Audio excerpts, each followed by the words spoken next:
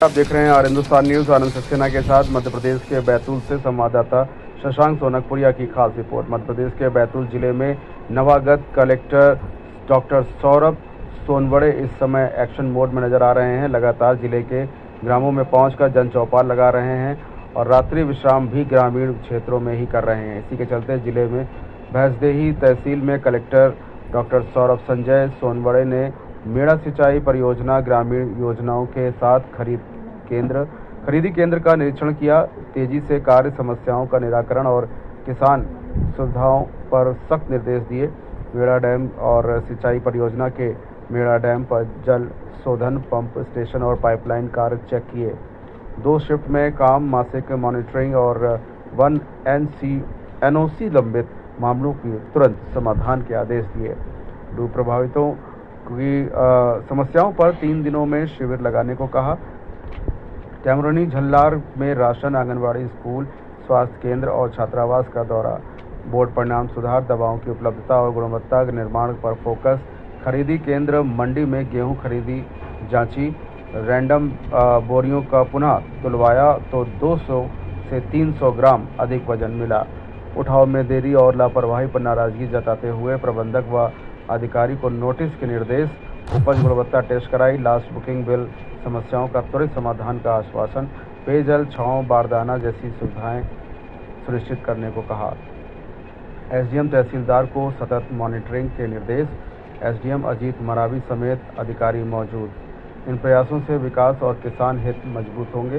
इसके बाद कलेक्टर देर शाम 8 बजे के बाद दुरुस्त ग्राम कुकरू खामला पहुंचे, जहां कलेक्टर ने जन चौपाल लगाई और ग्रामीणों की समस्या को विस्तार से सुना और संबंधित को त्वरित कार्यवाही निर्देश दिए। जिसके बाद रात्रि विश्राम भी वहीं किया। नवागत कलेक्टर के इस एक्शन मोड को देखकर अब विभागों में हड़कंप मच गया है। अधिकारी सकते में हैं और कि कलेक्टर कब कहां किसके क्षेत्र में पहुंच जाएं और उनकी कोई गलती न पकड़ में आ जाए। वहीं ग्रामीणों में उत्साह भी है। अब उन्हें इस भीषण गर्मी में जिला मुख्यालय में साहब से मिलने नहीं जाना पड़ेगा। उनकी समस्या का समाधान अब ग्राम में रहकर ही हो जाएगा। खैर, अब देखने वाली बात यह होगी कि कलेक्टर में इस एक्शन मोड में रहने से कितने दिन व्यवस्थाएं सुधरी रहेंगी और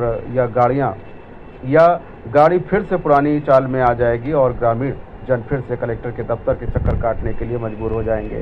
फिलहाल आप सुरक्षित रहिए, जुड़े रहिए और हिंदुस्तान से। नमस्कार। सर, अभी आपने सब जगह का अवलोकन करें, कैसे क्या लगना आपको? भैंसदेही में हम अभी आते 2-3 हमारा मेंढा प्रोजेक्ट है या बाकी जो 2-3 चीज़ें थी उनका अभी भ्रमण किया गया है।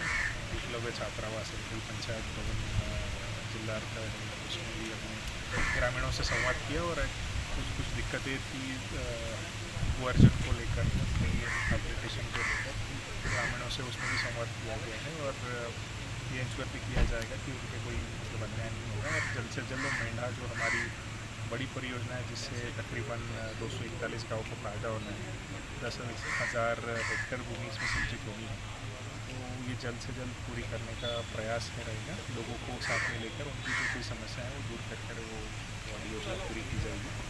उसके साथ साथ बाकी जिल्लार गाँव में कुछ शिकायतें थी तो उसमें संबंधित पर कार्रवाई करने के भी हमने निर्देश दे दिए। एकलव्य स्कूल का भी निरीक्षण किया। उसके बाद में मंडी और जो उपार्जन केंद्र है हमारा, वहाँ पर भी भ्रमण करेंगे और ब्लॉक स्तरीय अधिकारियों की उपलब्धि की अभी समीक्षा रखी गई है। उसके बाद में हमारा आज रात्रि चौपाल कुकरू में होगा, तो उसमें भी हम ग्रामीणों से वापस आएंगे। सर, भैंसदेही का परानपुर का एक गांव है ससोदा, सर आज़ादी के बाद से अभी तक वहां बिजली नहीं पहुंच पाई है, क्योंकि सर अब आप यहां आए तो क्या ये उम्मीद रखें कि उस गांव में बिजली पहुंच पाएगी? हमारा बिल्कुल प्रयास रहेगा। तो बड़ा अनफॉर्चुनेट है कि हम ये अभी तक नहीं कर पाए हैं, तो इसका बिल्कुल प्रयास करेंगे। मुझे लगता है वहाँ पर सीमाओं का भी कोई ये है, महाराष्ट्र की सीमा से लगा हुआ है और सीमाओं के पास तो इंटरस्टेट अगर कोऑर्डिनेशन कोई होगा और ऐसी ज़रूरत पड़ेगी कि वहाँ पर कोऑर्डिनेशन करना, तो अकॉर्डिंगली हम कोऑर्डिनेट करके सुनिश्चित कराएंगे कि वहाँ बिजली का सप्लाई हो सके। सर, देखने में आया कि आप निरंतर जब से आए हैं, जब से ज्वाइन किया है, इस भरी धूप में 45 डिग्री तापमान में आप भ्रमण करें, तो ये कैसा निरंतर चलेगा या फिर आप आए हैं इसलिए कर रहे हैं? अभी ये अब बताना पड़ा वैसी चीज़ है, पर ये भ्रमण जो निरंतर चलता रहेगा, हमारा शेड्यूल का पार्ट ही रहता है। भ्रमण करना। ये ज़्यादातर दिक्कतें जो लोगों की आती है वो जाकर ही हमें पता चलेगी। तो हमारा पूरा जो शेड्यूल बना हुआ है वो वीक में उसमें 2 दिन का भ्रमण कंपलसरी इसके बाकी है। तो होता है ना कि जैसे मंगलवार के दिन जनसभा लगती है तो ज़िले में भारी मात्रा में लोग पहुंच जाते हैं, जबकि आपका फोकस विकासखंड स्तर पर भी है। तो सर वो वहाँ क्यों जा पाते हैं जब यहाँ पे हमारे बिल्कुल होना चाहिए, और इसके लिए हम ये भी करने वाले हैं अगले महीने से कि एक जन सुनवाई ब्लॉक स्तर पर भी आयोजित करेंगे, जहाँ पर मैं खुद ही आऊँगा ब्लॉक स्तर पर जन सुनवाई के लिए। 3 जन सुनवाई आपकी जिला स्तर पर होगी और एक ब्लॉक स्तर पर हम करेंगे, ताकि उस ब्लॉक के लोगों को फिर जिले स्तर पर आने की आवश्यकता नहीं होगी और जो भी शिकायतें हम वही कर सकते हैं। सर समुदाय स्वास्थ्य केंद्र बहुत बड़ा स्वास्थ्य केंद्र है, बिल्डिंग है, लेकिन सर देखा जा रहा है यहाँ पर ईसीजी मशीन तक की नहीं है। ये भी एक बहुत समस्या है लोगों को, या तो फिर ईसीजी कराने महाराष्ट्र जाना पड़ता है या बैतूल की ओर रुख करना पड़ता है। अगर वैसी कोई दिक्कतें हैं अभी फ़िलहाल की, कोई इंफ्रास्ट्रक्चर से संबंधित दिक्कतें हैं, तो उसको भी हम प्रायोरिटी में अभी लेकर उसको भी अब सॉल्व कर लेंगे। ईसीजी मशीन बहुत ऐसा नहीं है कि बहुत एक्सपेंसिव कोई चीज़ है। अगेन वो ईसीजी रीड करने के लिए कोई है या नहीं, वो भी देखना पड़ेगा। टेली मेडिसिन यहाँ पर फैसिलिटी है या नहीं, वो भी हम एक बार चेक कर लेंगे, अभी सब जाएंगे। अधिकतर यही होता है सर हमारे स्वास्थ्य केंद्र में कि जितना भी कोई आता है जैसे तो हर बार रिफ़र ही हो जाता है। जाने कारण क्या है, अब कैसी एक व्यवस्था बार है? रेफरल इनके जो भी होंगे, अभी जो भी निरीक्षण होगा तो उसमें हम चेक कर लेंगे कि रेफरल इनके किस तरह के हो रहे हैं। उसके बाद हम थोड़ा सा कमेंट कर पाएंगे। कई बार कॉम्प्लिकेटेड केसेस जो यहाँ नहीं हो पाती, कोई सर्जरी सिजेरियन सेक्शन से यहाँ पर नहीं हो पाती, वो रेफर ज़रूर होते हैं।